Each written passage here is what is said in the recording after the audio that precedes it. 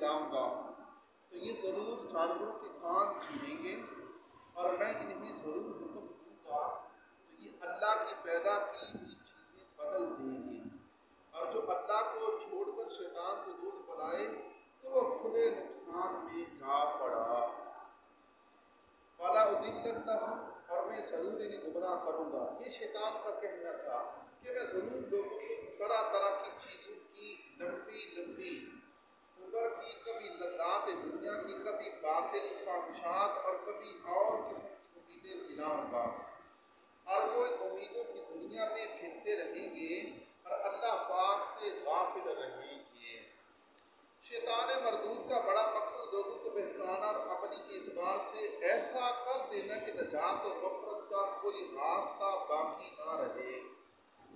اس کے لیے وہ مختلف طریقے اپناتا ہے، اور ان میں سے ایک یہ ہے کہ لمبے عرصے تک زندہ رہنے کی سوچ انسان کے دل دماغ میں بٹھا کر موت سے غافل رکھتا ہے، حتیٰ کہ اسی آس امید پر جیتے جیتے اچانک وہ وقت آ جاتا ہے کہ موت اپنے دردناک شکنجے میں کس لیتی ہے۔ پھر اب پچھتائے کیا ہو جب چڑیاں چگ گئی کھیت، ناچار اپنے کیے اعمال کے انجام سے دو چار ہونا پڑتا ہے۔ فی زمانہ لوگوں کی اکثریت موت کو بھول کر دنیا کی لمبی امیدوں میں کھوئی ہوئی ہے۔ امام غزالی رحمۃ اللہ تعالی نے فرماتے ہیں، لمبی زندگی کی امید دل میں باندھ لینا جہالت اور نادانی کی وجہ سے ہوتا ہے، یا پھر دنیا کی محبت کی وجہ سے۔ جہالت اور نادانی تو یہ ہے کہ آدمی اپنی جوانی پر بھروسہ کر بیٹھے اور بڑھاپے سے پہلے مرنے کا خیال ہی دل سے نکال دے۔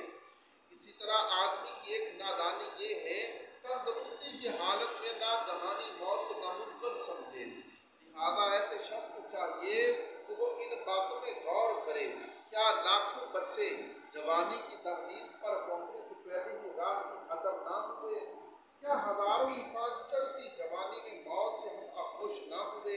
کیا سینکڑوں نوجوان بھری جوانی کے لقمے اجل نہ بنے؟ کیا بیسوں نوجوان بیماری کا شکار نہ ہوئے؟ ان باتوں میں غور و فکر کے ساتھ ایک اور بات دل میں بٹھا لے کہ موت اس کے اختیار میں نہیں، کہ جب یہ چاہے گا تو اسی وقت ہی موت آئے گی۔ دلا غافل نہ ہو، یکدم یہ دنیا چھوڑ جانا ہے، باغیچے چھوڑ کر خالی زمین اندر سمانا ہے۔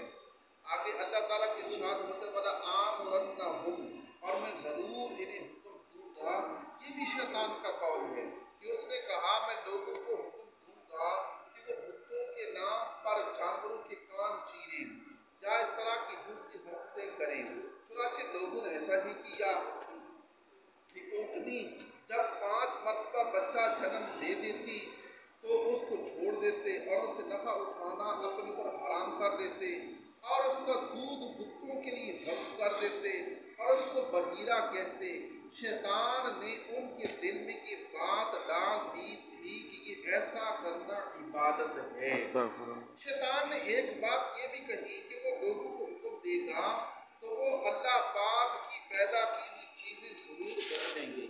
یاد رہے اللہ تعالیٰ کی پیدا کی ہوئی چیزوں خلاف شرع تبدیلیاں حرام ہیں۔ احادیث میں اس کی کافی تفصیل موجود ہے۔ حضرت سیدنا ابو ہریرہ رضی اللہ تعالیٰ عنہ فرماتے ہیں، اللہ کے آخری نبی نے اس مرد پر لعنت فرمائی جو عورت کا لباس پہنے، اور اس عورت پر لعنت فرمائی جو مرد کا لباس پہنے۔ حضرت عبداللہ بن عباس رضی اللہ عنہ فرماتے ہیں، نبی کریم صلی اللہ علیہ وسلم نے زنانہ مردوں اور مردانی عورتوں پر لعنت فرمائی اور ارشاد فرمایا انہیں اپنے گھروں سے باہر نکال دو۔ دعا ہے اللہ تعالیٰ